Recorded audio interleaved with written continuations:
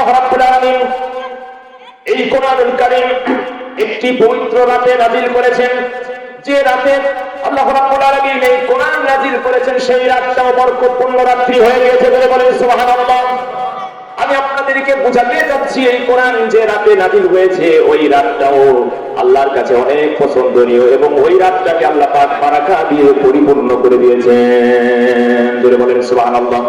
আল্লাহ রাব্বুল আলামিন বলছেন ইন্না আনজালনাহু ফি লাইলাতিন মুবারাকাতিন ইন্না কুন্না মুনদিরিন। আল্লাহ রাব্বুল আলামিন বলেন নিশ্চয় আমি এই কোরআন নাযিল করেছি একটি বরকতময় রাতে বলে বলেন সুবহানাল্লাহ। কি রাতে নাযিল করেছেন বলেন? বরকতময় রাতে কোরআন নাযিল করেছেন আল্লাহ রাব্বুল আলামিন। আল্লাহ রাব্বুল আলামিন বলেন এই রাতটা কত বরকতময়, শুধু কোরআন নাযিল করেছেন তাই এই রাতটাকে আল্লাহ রাব্বুল আলামিন এত বরকত দিয়ে পরিপূর্ণ করে দিয়েছেন। কি কারণে বরকত দিয়ে পরিপূর্ণ করেছেন একটু আওয়াজ দিয়ে বলেন ভাইরা আমার। এই রাতে কোরআনুল কারীম নাযিল করার কারণে রাতটাকে আল্লাহ রাব্বুল আলামিন মর্যাদাপূর্ণ রাত্রি বানিয়ে দিলেন বলে বলেন সুবহানাল্লাহ।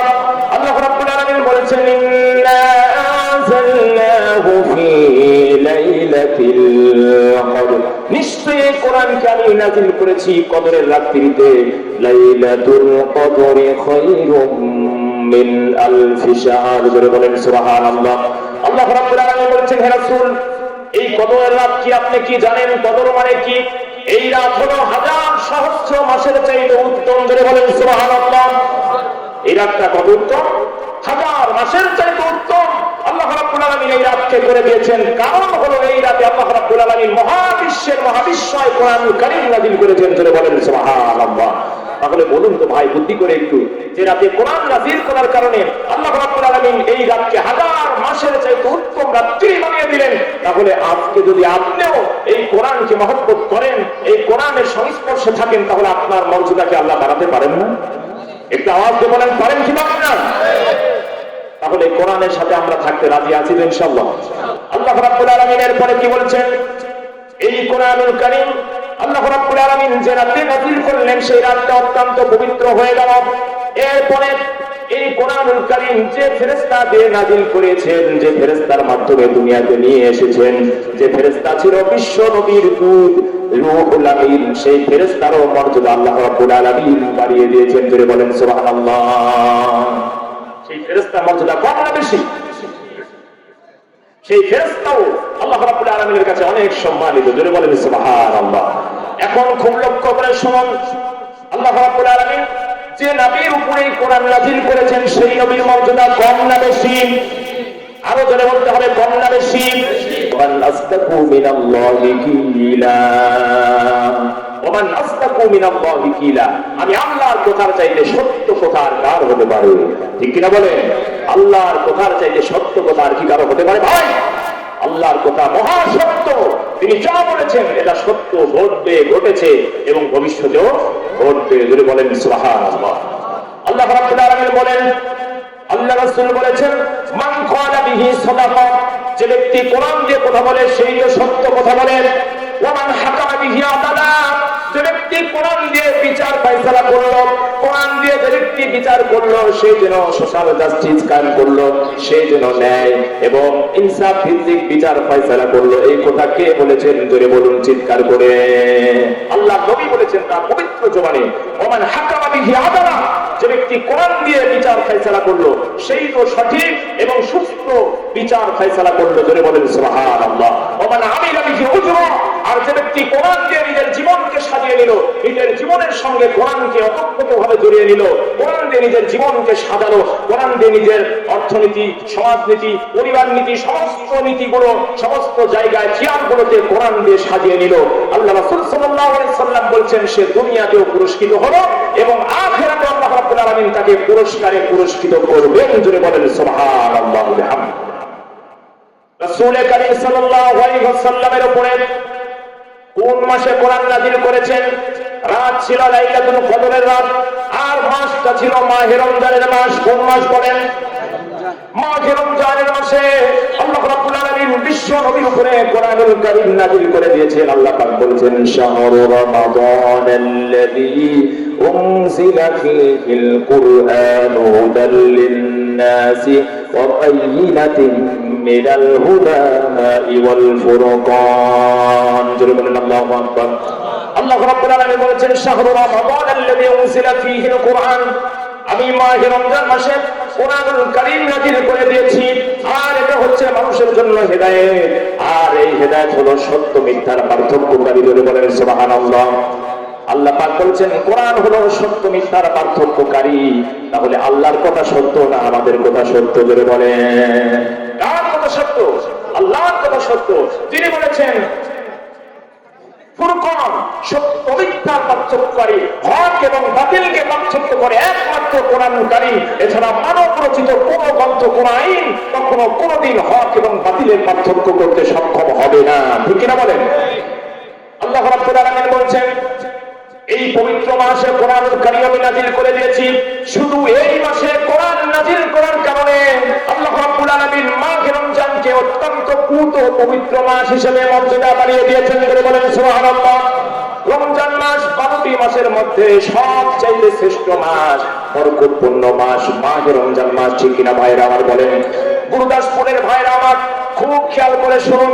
আল্লাহ রাব্বুল আলামিন বলেছেন এই মাসে কোরআন নাযিল করার কারণে এই মাসটাকে আল্লাহ রাব্বুল আলামিন এত বরকত দিয়েছেন। এক আল্লাহ রাব্বুল আলামিন বলেছেন ও আমার বান্দারা, এই মাহে রমজান মাসে আমি তোমাদের উপরে রোজাকে ফরজ করে দিয়েছি। কি করে দিয়েছেন? ধরে বলেন ফরজ করে দিয়েছেন। আল্লাহ রাব্বুল আলামিন বলেছেন ইয়া আইয়ুহাল্লাযীনা আমানু কুতিবা আলাইকুমুস সিয়ামু কামা কুতিবা আলাল্লাযীনা মিন ক্বাবলিকুম লাআল্লাকুম তাত্তাকুন।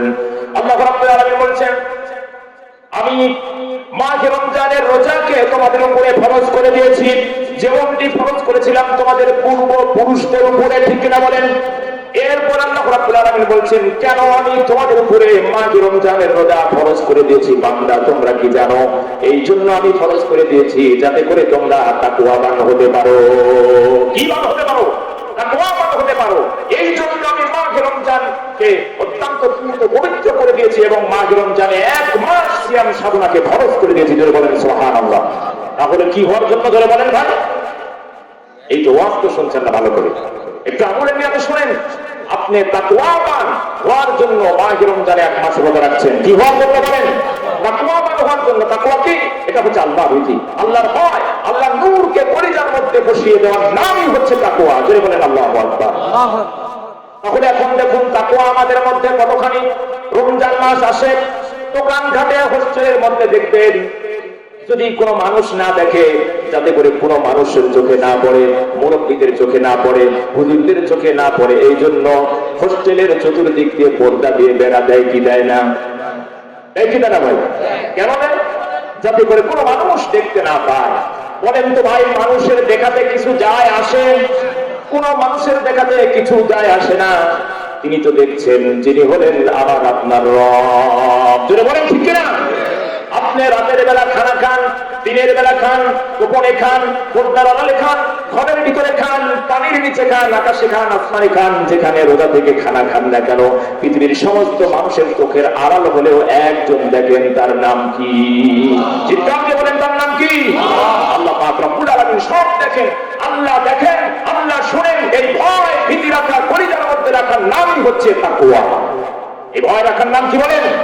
তাকওয়া। এখন আসুন, আমিরুল মুমিনিন হযরত ওমর রাদিয়াল্লাহু তাআলা আনহু অর্ধ পৃথিবীর খলিফা ছিলেন।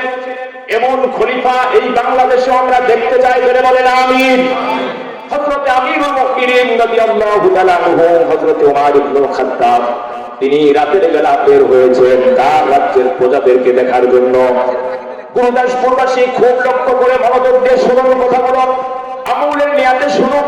আল্লাহ রাব্বুল আলামিন এর উসিলা করে হলেও আমাদের জীবনের গুনাহগুলো মাফ করে দিতে পারেন। জোরে বলেন সুবহানাল্লাহ। আমিরুল মুমিনিন রাতের বেলা সফরে বের হয়েছেন তার প্রজাদের হাল হাকিকত দেখার জন্য। যখন রাতের বেলা বের হয়েছেন, গভীর রজনীতে বের হয়েছেন, এবার তিনি একেবারে গ্রামের প্রত্যন্ত এলাকার মধ্যে প্রবেশ করেছেন। তাঁবুর মধ্যে টিম টিম করে একটা আলো দেখা যায়, গভীর রজনীতে ভোর হয়ে গেছে। তাঁবুর মধ্যে একটা টিম টিম করে আলো দেখা যায়। আমিরুল মুমিনিন এক ধাপ দুই ধাপ করে ওই তাঁবুর নিকট প্রবেশ করলেন, চলে গেলেন। তাঁবুর ভিতরে ঢুকলেন না, কিন্তু একটু দূর থেকে বাহির থেকেই শুনতে পাচ্ছেন ওই পর্দার ভিতরে, ওই তাঁবুর ভিতরে দুইজন মহিলা কানাকানি করে কথা বলছেন। কথাগুলো বাহির থেকেই শোনা যায়। হযরত আমিরুল মুমিনিন বাহির থেকে শুনছেন। তার মেয়েকে তার মা বলছেন, ও আমার মেয়ে, কলিজার টুকরা, ঘুম থেকে ওঠো, উঠকে দুধ গ্রহণ করে নাও এবং দুধের মধ্যে পানি মিশিয়ে দাও। এবার মেয়েটা বলছেন, আম্মা জান, দুধের মধ্যে পানি মিশাবো?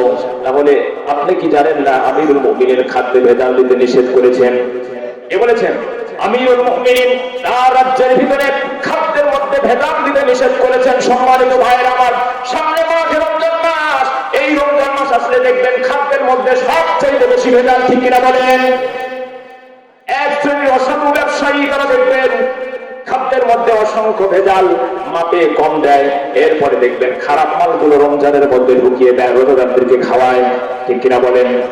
আমিরুল মুমিনিন বলেছেন, খাদ্যের মধ্যে ভেজাল দেওয়া যাবে না। ওমা, আপনি যে খাদ্যের মধ্যে ভেজাল দিচ্ছেন, এই খবরটা যদি আমিরুল মুমিনিনের কানের মধ্যে চলে যায়, তাহলে আমাদেরকে দণ্ডবিধি দিয়ে দিবেন, আমাদেরকে জেল দিবেন, এমনকি আমাদের ফাঁসিও হতে পারে আইনে, ঠিক কিনা বলেন? এরপরে ওই মাটা বলছেন, আমার কলিজার টুকরা মেয়ে, তুমি যে ওমারের কথা বলছো, এই গভীর রজনীতে ওমারের কোনো বাহিনী তোমার এই দৃশ্যকে দেখবে না। তুমি উঠের দুধের মধ্যে পানি মিশাবে, এটা দেখার জন্য ওমার এখানে বসে নাই। কিন্তু সব কথাগুলো শুনছেন আমিরুল মুমিনিন পাশে দাঁড়িয়ে থেকে, ধরে বলেন সুবহানাল্লাহ। এরপরে বলছেন, আমার আম্মা জান, আজকে উঠের দুধের মধ্যে পানি মিশাবো। আমিরুল মুমিনিন দেখলো না, তার সেনাবাহিনী দেখতে পেল না, কিন্তু আমিরুল মুমিনিনের যিনি আল্লাহ, যিনি স্রষ্টা, আমার যিনি স্রষ্টা, আপনার যিনি স্রষ্টা, সেই আল্লাহ কি আজকে আমাদের এই কাজ কারবার দেখবেন না? আজকে যে আমরা যে কাজটা করবো, দুধের মধ্যে পানি মিশাবো গোপনে, কেউ দেখবে না, কোনো রাত আছে, বাজারে গেলে অনেক দামে বেচা যাবে, অনেক টাকা পাবো, এই আশা করে দুধের মধ্যে পানি মিশালাম। আমিরুল মুমিনিন দেখলো না, কিন্তু একজন তো দেখেন, তিনি আমার স্রষ্টা। তিনি কে বলেন?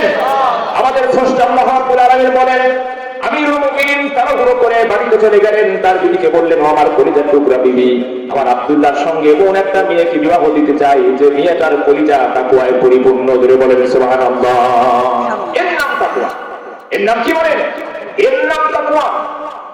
তাকওয়া শুধু এরকম নয় যে মানুষের সামনে মানুষ দেখলো না আমার অপরাধগুলো, আল্লাহ দেখেন। কিন্তু আল্লাহকে ভয় করা, আল্লাহ সব কিছু দেখেন, তার সামনে সবকিছু জবাবদিহি করতে হবে আমাকে। এই জবাবদিহিমূলক জীবন যাপন করার নামই হচ্ছে তাকওয়া। জোরে বলেন সুবহানাল্লাহ।